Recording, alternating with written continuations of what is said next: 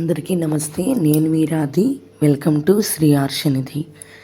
ఈరోజు ఎంతో విశేషమైనటువంటి రోజు.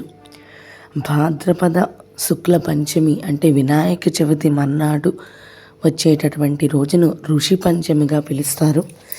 మీలో చాలామందికి తెలుసు, ఋషి పంచమి అంటే సప్త ఋషులను పూజించవలసినటువంటి రోజు.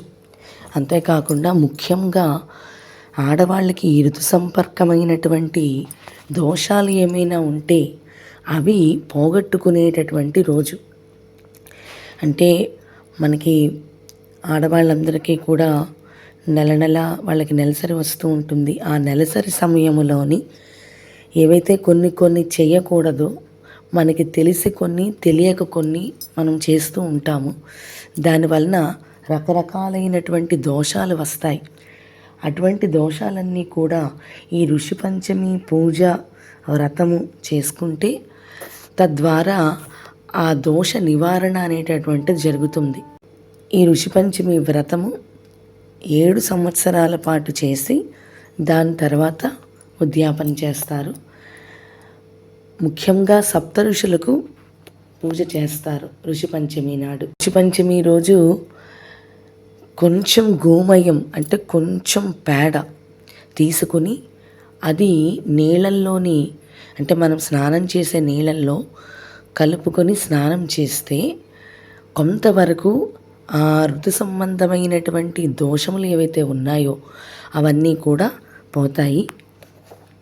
కాబట్టి తప్పకుండా ఆ గోమయం తీసుకుని వచ్చి నీళ్ళల్లో కలుపుకొని ఆ నీళ్ళతోటి స్నానం చేయండి. అలా అని చెప్పి ఎక్కువ తెచ్చేసుకోగలదు, ఇంత పిసరు తెచ్చుకుంటే చాలు. ఈ గోమయం అనేటటువంటిది సర్వ పాపహరణం అంటే సర్వ పాపాలను కూడా హరించేటటువంటిది, అంటే పూర్తిగా హరించేస్తుంది అన్నమాట. ఈ ఋషి పంచమి పూజలోని సప్త ఋషులను అర్చించి పంచామృతము, బియ్యము, గంధము, కుంకుమ, పువ్వులు, ఆకు వక్కలతోటి ప్రసాదం చేసి హారతిని సమర్పించుకొని పూజ చేసుకుంటే ఋషి పంచమి వ్రతం అవుతుంది. అయితే ఇది చాలా పెద్ద వ్రతము. అంతలాగా కాకపోయినా మామూలుగా సప్తఋషి పూజ చేసుకొని రసోపచారాలతోటి పూజ చేసుకొని నైవేద్యం సమర్పించుకున్నా చాలు. ఒక బ్రాహ్మణునికి వాయినం ఇచ్చి తాంబూలం ఇవ్వాలి.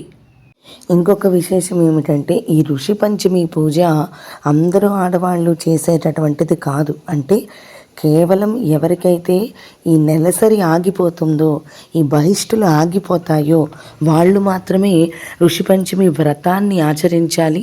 ఈ ఋషి పంచమి వ్రతము ఏమీ చాలా చిన్నదేమీ కాదు, చాలా పెద్దదైనటువంటిది. అందువలన మన పూర్వం వాళ్ళందరూ కూడా చేసేవాళ్ళు. ఈ మధ్యనైతే ఎవరూ చేయటం లేదు. కానీ ఇప్పుడు ఉన్నటువంటి పరిస్థితుల దృష్ట్యా నెలసరి ఆగిపోయినటువంటి వాళ్ళు సప్తఋషి పూజను షోడశోపచారములతో చేసి ఒక బ్రాహ్మణుడి స్వయం పాకము తాంబూలం ఇచ్చుకుంటే కొంతలో కొంత ఆ దోష నివారణ తీరుతుంది. అందుకని ఎవరికైతే ఈ బహిష్టులు ఆగిపోయాయో వాళ్ళు తప్పకుండా బ్రాహ్మణుడికి స్వయం పాకము తాంబూలం ఇచ్చుకోండి. ఈ రోజున అంటే ఈ ఋషి పంచమి రోజున ఎవరైతే బహిష్టులు ఆగిపోయాయో వాళ్ళు ఉపవాసం ఉంటే చాలా మంచిది. ఇక ఈ ఋషి పంచమి కథ గురించని కొంచెం క్లుప్తంగా తెలుసుకుందాం. పూర్వకాలంలోని ఒక బ్రాహ్మణుడు ఉండేవాడు. ఆయన యొక్క కుమార్తెకు వివాహం చేశారు. ఆ వివాహమైన కొంతకాలానికే భర్త చనిపోతే ఆమె తన తండ్రి వద్దనే ఉండేది. అయితే తండ్రి వేద పారంగతుడు, అందువలన ఆయన దగ్గర ఎంతోమంది శిష్యులు ఉండేవారు. ఒకనాడు ఆ బ్రాహ్మణుడు గమనించాడు తన కుమార్తె శరీరం నుండి పురుగులు రాలి పడుతున్నాయి అని చెప్పి. ఆయన వేద విద్యా పారంగతుడు కాబట్టి దివ్య దృష్టితో పరిశీలిస్తే ఆమె తన గత జన్మలోని ఋతుక్రమంలో అంటే ఈ నెలసరి అయినటువంటి సమయంలో వంట ఇంటిలోకి ప్రవేశించి పాత్రలను తాకడం వల్ల, రజస్వల నియమాలను పాటించకపోవడం వలన ఆమెకు ఈ విధంగా జరుగుతోంది అనేటటువంటిది తెలుసుకున్నాడు.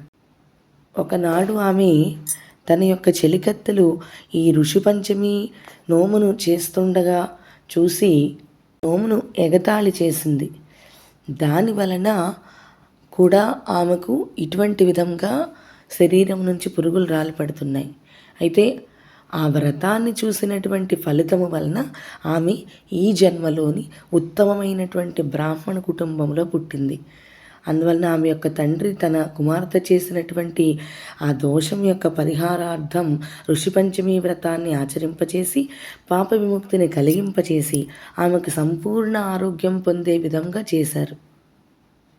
ఈ వ్రతాన్ని 4 వర్ణాల వారు కూడా చేయవచ్చు. మానవ జీవన మార్గానికి దశను దిశను నిర్దేశించినటువంటి మహర్షులను స్మరించడం మన బాధ్యత. తల్లి, తండ్రి, గురువు, దైవం ఇలా మనం ఒక తత్వ మార్గంలో పయనించడానికి మూల పురుషులు అటువంటి సప్త ఋషులే. అందుకే వారందరినీ కూడా స్మరించి దివ్య మార్గం వైపు పయనించి మనం అందరం కూడా తరిద్దాము. ఈ సందర్భంగా మనం సప్తఋషి ప్రార్థనను చేసుకుందాం. కశ్యపోత్రిర్భరద్వాజో విశ్వామిత్రోథ గౌతమః జమదగ్నిర్వసిష్ఠశ్చ సప్తైతే ఋషయः స్మృతాః. ఓం సప్త